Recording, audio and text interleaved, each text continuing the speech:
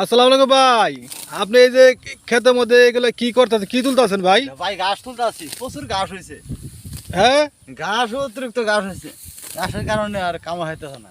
আপনি ওই একটু একটু একটু এই যে আপনি ঘাস তুলতেছেন, যে কি কি কি আবাদ করছেন আপনি এখানে? আমি পাট ক্ষেত করছি ভাই। একটু জোরে কথা বলেন। পাট ক্ষেত করছেন, পাট তাহলে ক্ষেত করছি।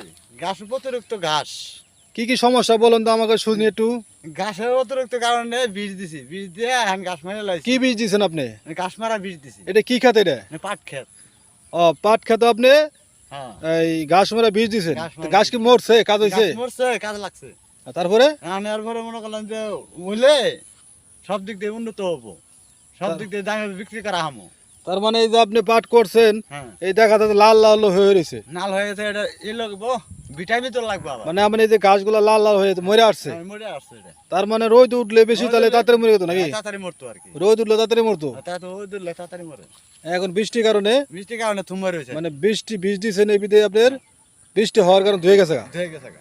তার মানে আপনি বিষ পয়সা ঘাস পয়সা আসছে নাকি? বুঝতে পারছো? তাহলে আপনি আশা করা যায় যে এই ঘাস মরে যাব, হ্যাঁ, পাট উঠে যাব। পাট উঠে ভরবো না। তাহলে পাট উঠলে আপনার এই পাট এই কতদিন লাগবে উঠতে? মাস দুই। মাস দুই। হ্যাঁ, এই পাটের সময় তো বন্যা হয়, তাই না? পাটের সময় বন্যা হয়।